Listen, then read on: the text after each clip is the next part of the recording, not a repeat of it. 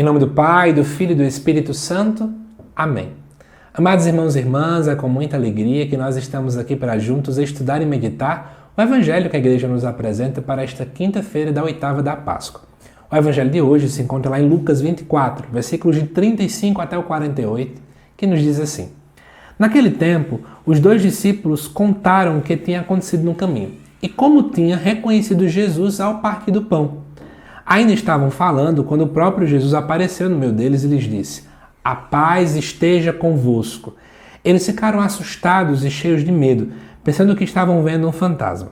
Mas Jesus disse: Por que estáis preocupados e por que tendes dúvida no coração? Vede minhas mãos e meus pés, sou eu mesmo. Tocai em mim e vede. Um fantasma não tem carne nem ossos, como estáis vendo que eu tenho. E dizendo isso, Jesus mostrou-lhes as mãos e os pés. Mas eles ainda não podiam acreditar porque estavam muito alegres e surpresos. Então Jesus disse: Tendes aqui alguma coisa para comer? Deram-lhe um pedaço de peixe assado. Ele o tomou e comeu diante deles. Depois disse-lhes: São estas as coisas que vos falei, quando estava ainda convosco. Era preciso que se cumprisse tudo o que estava escrito sobre mim, na lei de Moisés, nos profetas e nos salmos. Então Jesus abriu a inteligência dos discípulos para entenderem as Escrituras. E lhes disse: Assim está escrito: O Cristo sofrerá e ressuscitará dos mortos ao terceiro dia. E no seu nome serão anunciados a conversão e o perdão dos pecados a todas as nações, começando por Jerusalém. Vós sereis testemunhas de tudo isso. Amados irmãos e irmãs, dentro da oitava da Páscoa, nós temos aí vários relatos ligados à ressurreição de Jesus. E hoje, obviamente, não está diferente. Nós estamos agora exatamente no contexto posterior ao famoso relato dos discípulos de Emaús, né, que a gente acompanhou aí na quarta-feira da oitava da Páscoa. E o que acontece então neste relato, né, nessa parte posterior agora?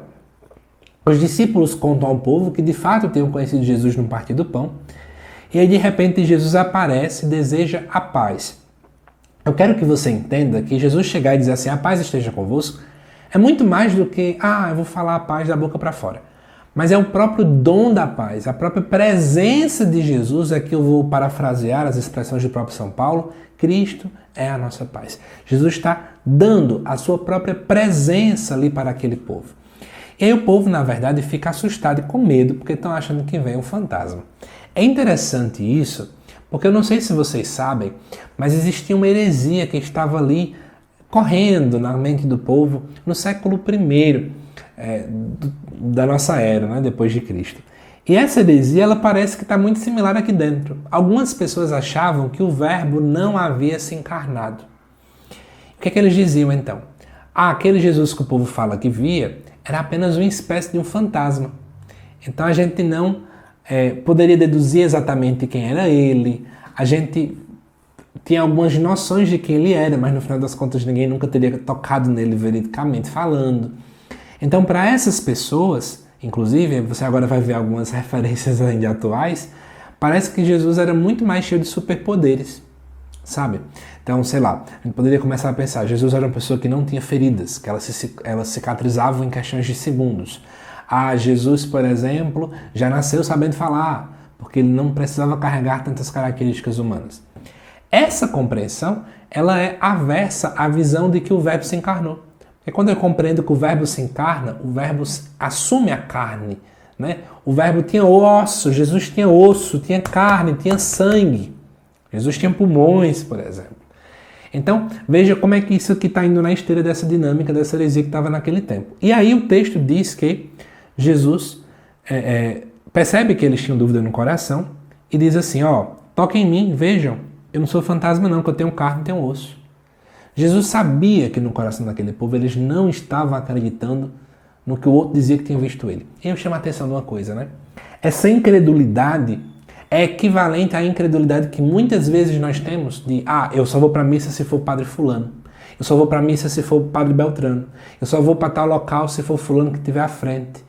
Porque nós começamos a querer dizer: eu só aceito que anuncie Jesus se for fulano e tal, porque os outros eu não acredito, porque fulano de tal parece que não é ungido por Deus, que fulano de tal é assim, assim, assado. Então, a mesma coisa estava acontecendo aqui. Algumas pessoas já tinham visto Cristo ressuscitado, sabe? Só que é igual o grande problema. O povo não queria acreditar, não. Se não for eu que vejo, eu não acredito. É nessa forma que eles acabavam interpretando tudo, né? E aí, depois, Jesus então mostra as mãos e os pés. O povo ficava alegre ao mesmo tempo surpreso. E Jesus disse, tem alguma coisa para comer? Ou seja, mostrando aqui a humanidade de Cristo. E é interessante que o povo dá o quê? Um peixe assado. O peixe, ele tem uma característica bem clara naquele contexto da época. Muitos cristãos, depois que o cristianismo começou a crescer, eram perseguidos especialmente pelos judeus.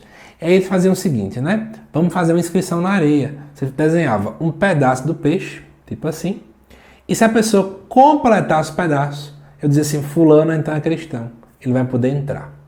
E por que a ideia do peixe? Né? Primeiro que o peixe em hebraico, ele tem aí as suas palavras, né? As suas letras, elas são iniciais da expressão Jesus Cristo Salvador dos homens.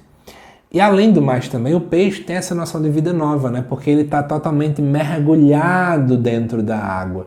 E é lá mesmo que o peixe pode ter vida, né? Então é como se a gente pudesse pensar, é pelo batismo que eu também ganho água. Melhor, ganho vida, né? É quando eu sou totalmente imergido na água do batismo que agora eu me torno de fato uma nova criatura. E aí, isso aqui sempre teve muita conotação com a Eucaristia, dentro do contexto da igreja primitiva. E depois Jesus começa então a falar das Escrituras para aquele povo. É sempre muito bonito isso. Nós temos um Cristo que quando aparece fala das Escrituras. E aí eu bato sempre na tecla que eu sou apaixonado pela Bíblia, né? O quanto muitas e muitas vezes o nosso anúncio parece que ele não usa a Bíblia como argumentação. Às vezes eu vejo, desculpa a sinceridade, alguns grupos, especialmente mais jovens, que parece que evangelizam mais com música do que com a palavra. Ah, eu conheço a música de fulano e tal, e aquela música fala isso, e papapá e papapá, e a palavra vai ficando de lado, né? Mas nós vemos um Cristo que sempre mostra nos profetas, nos salmos, na lei de Moisés, ou seja, um Cristo que diz que é pela palavra que nós encontramos. É pelo o entendimento da palavra de Deus, a palavra é local de encontro, a palavra é alimento para cada um de nós. E por fim, o texto ainda fala, né? Vós sereis testemunhas de tudo isso. Gente, aí eu fico me perguntando, nós somos realmente testemunhas de Cristo?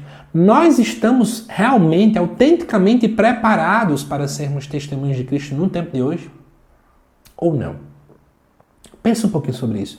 Será que literalmente eu estou sendo testemunha autêntica de Jesus Cristo? Será que eu estou anunciando a pessoa de Jesus Cristo de verdade? Com a minha vida, com as minhas ações? O que está faltando para que eu diga assim, nossa, agora sim, autenticamente, eu tenho quase uma carteirinha de ser testemunha de Cristo? É tempo da Páscoa, é tempo de testemunhar. Que nós possamos então pensar sobre isso, tá certo? Que Deus te abençoe, amado irmão, amada irmã, te aguardo nos próximos vídeos aqui do canal. Até mais.